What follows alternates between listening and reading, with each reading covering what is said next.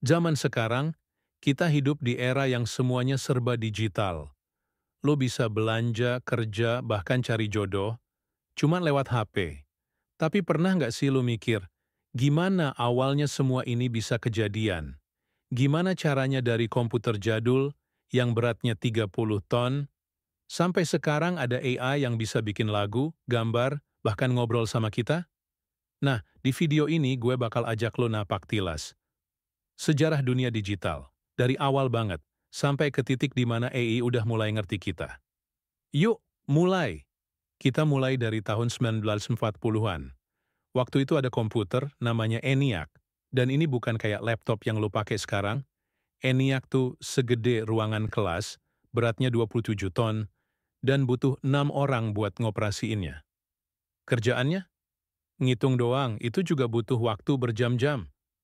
Komputer kayak ENIAC ini dibuat buat kebutuhan militer dan sains, bukan buat umum. Bisa dibilang ini era komputer eksklusif, yang cuman bisa dipakai segelintir orang penting.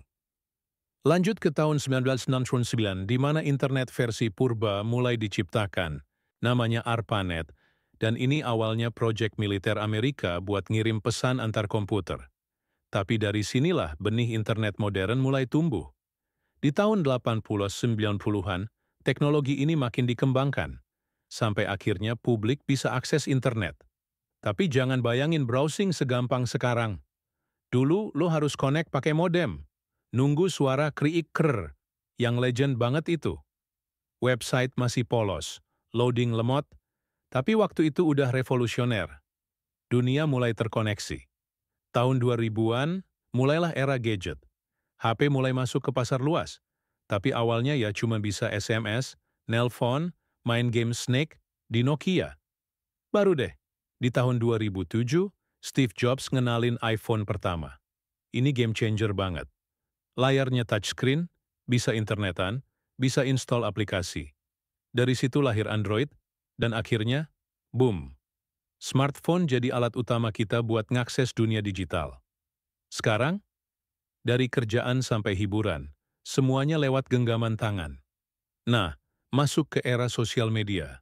Awalnya ada Friendster, lalu Facebook, Twitter, Instagram, sampai sekarang TikTok.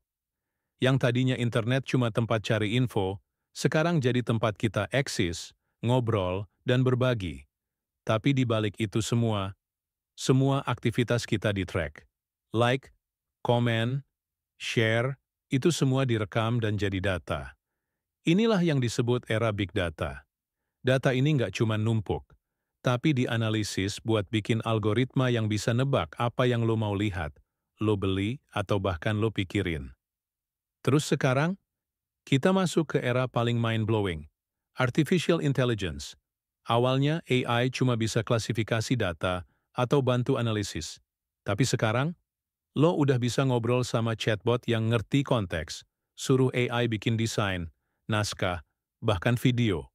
Contohnya kayak ChatGPT, Midjourney, Sora AI, Eleven Labs, mereka bisa bikin konten yang dulunya cuma bisa dibuat manusia. Gila nggak tuh? Tapi tenang, AI itu bukan musuh. Dia cuma tools.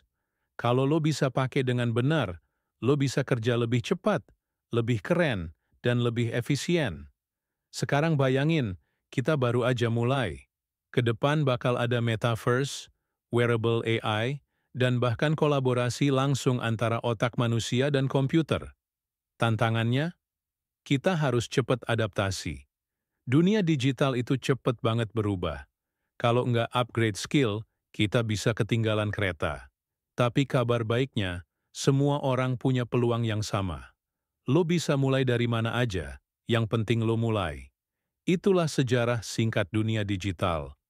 Dari komputer zaman Perang Dunia, sampai AI yang makin mirip manusia.